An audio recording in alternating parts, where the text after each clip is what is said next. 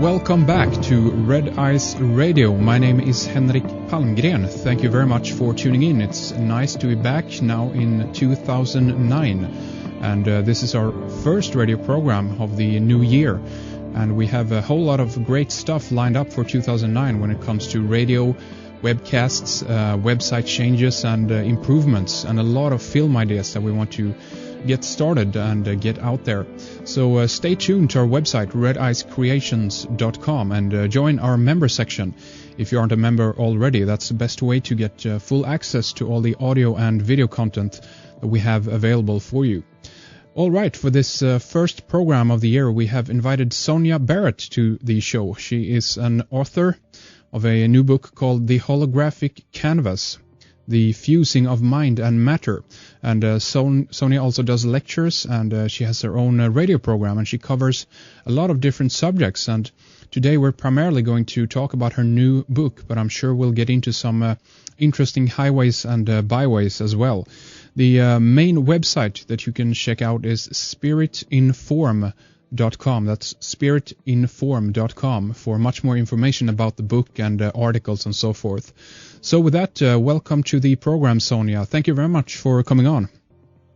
Thank you so much for having me on. I am a big fan of your show. My sons they listen to your show all the time, so they were actually sort of fascinated or excited to hear that I was going to do your show. So. Excellent. Thanks for mentioning that, and give my best to them then. It's great to hear people are tuning in and listening. So, you're a new voice, so to speak, for our listeners here. And why don't we begin? You could tell us a little bit about yourself and some of your background, and I guess primarily kind of how you got into some of these subjects that we're going to discuss here today. Well, let's see. My background. I started out like everybody else. Now, I shouldn't say everybody because some people are more curious than others, but I always had a curiosity as a child, and I guess I just will start by saying that. And that curiosity started out with my one question in growing up in church is, who was this God that we were talking about? That one question for me it led to this very moment that I'm sitting here talking. So many questions. Obviously, I went through my life, doing the normal thing, getting married, having children, all of those things. Even though in my teenage years, I started digging into I love sci-fi, but I started digging into things like the Bermuda Triangle, questions about of all of those things of that nature.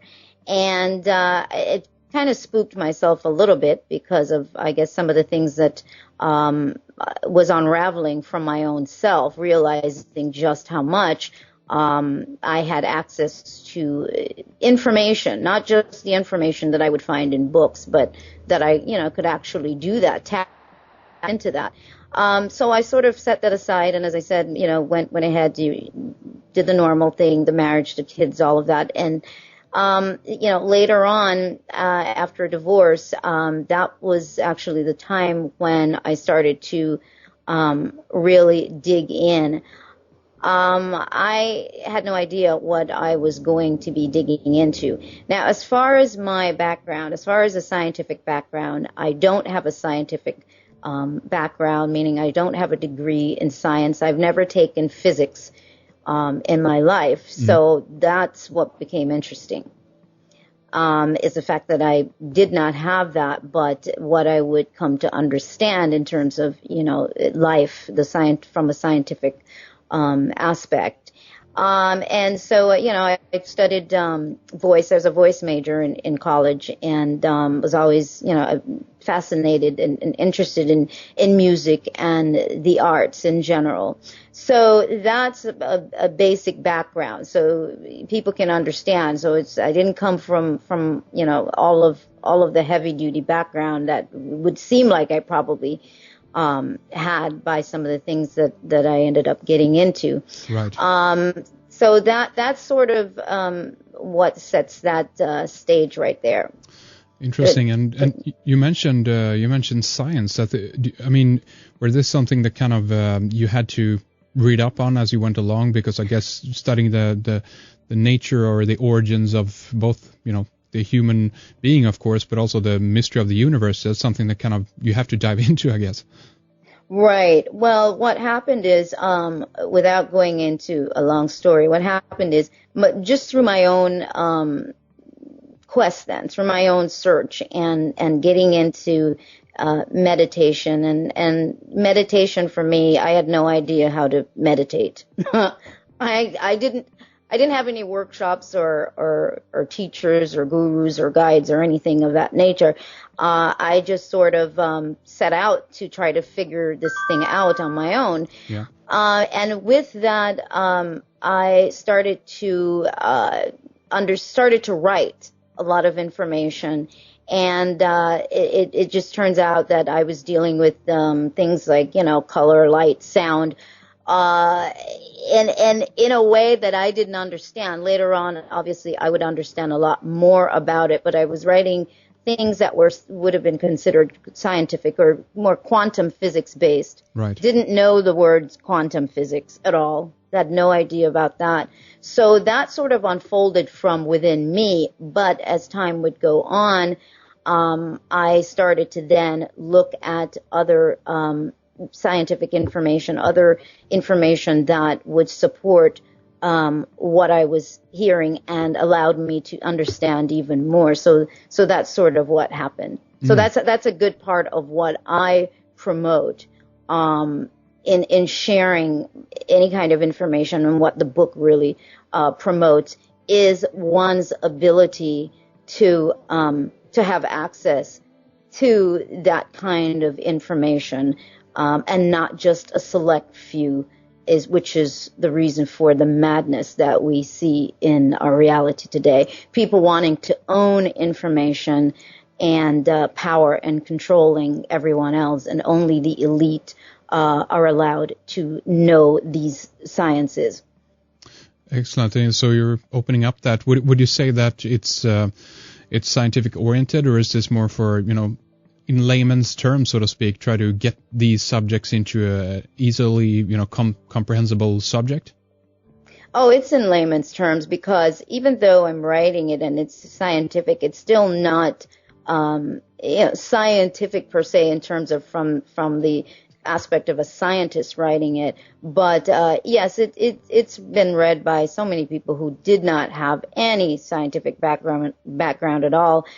So it's written simply, and I've been told by quite a few people they were then encouraged to begin to dig into finding out more about the human body, the brain, and just the sciences. They were encouraged to do that, because you realize that you kind of have to in needing to understand more about the nature of our world. Yes, absolutely. And so, I mean, what would you say are some of the, if we dive into some of the subjects that you do cover in your book, The Holographic Canvas, in regards to quantum physics and so forth, what would you say are kind of some of the most interesting, I guess, revelations that you encountered when it comes to, I guess we can say the nature of the human being, or either, what the construct of the universe is?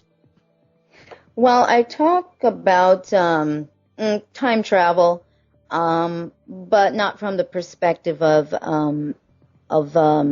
vehicles per se, physical vehicles, but from the perspective of us as human beings, moving about more from the level of pure consciousness, and the fact that we are time traveling all of the time. So I talk, I guess the book discusses a lot about the trippiness of time. Yeah. Because that's where so much of the confusion comes in, is really understanding that nothing is really as static, as stationary as we would like to think. And I think that alone creates a huge confusion. So things are changing all the time. So that's a huge focus of the book, is explaining how we are jumping from one concept of time to the next by a single thought, by every choice that we make. It might appear that the reality before us is the same one all the time, but you're actually jumping around. Your consciousness is actually moving around, as opposed to just the you thinking that your physical body is sitting in one place. So that's one thing that's covered, along with the concept of ascension, the lots of the deceptions, and again, one's ability to access this information, because it is encoded in the air we breathe, in everything. A huge focus on that. Huge focus is empowerment. Huge focus also is people coming into a realization of the programs by which we've lived, that we've been living packaged lives, packaged concepts. Yes. That everybody gets. I say you get a travel package, you come in, you get your travel itinerary, and you get a package, and the package says, okay, here's the deal. This is how this reality operates. These are the things that you're going to go by. These are the beliefs you will have. You will have an assortment of things that may appear to be your own thoughts, choices, and beliefs, but they are part of a package. But we try to give you an assortment, so you think that you're operating on your own pure organic concepts. So I explore that and present that to people, to really start looking at themselves, and even to realize what you think, what you've thought that you liked all along. It could be a simple thing as a color, a specific color. That's my favorite color. But it's so amazing to realize the associations, the imprints, the things that we are associating, so many things in our lives that we think that we like or want. And it's generally attached to, again, that package, that social package, or just the overall construct of what we call the matrix, then, or the system itself. Yeah. So I could go on further in that, but that's the basic premise. You understanding that you operate in a system that most people will define, yes, as the matrix, but you operate in a system, and the system has a specific format by which it will function. Now, that doesn't mean that one has to be stuck within that format, but you don't realize that until somehow you are triggered and you awaken from that, and you are able to operate in it and outside of it at the same time. But unless you figure that out, you are going to continue to operate by these programs. When you talk about system, I'm thinking of that there's actually, or could be then, two different systems. One is the human created system, of course, but what you're talking about now, would you say that that's more actually of a construct of the world that we're currently in, and then on top of that we have the human created system of the government, of the controlling structure, and so forth? Absolutely. You've got about two or three systems going. You've got the system itself, which if we look at the planet Earth, then, like all other planets, but we look at the planet Earth, and we recognize that, one, let's look at the gaseous laws, which is very important to really recognize that to begin with. The gaseous laws of this planet, then, is structured in a way to accommodate a particular form of life. I think we can all agree to that. Now, there is then another construct then as to how that particular form of life will operate, or the experience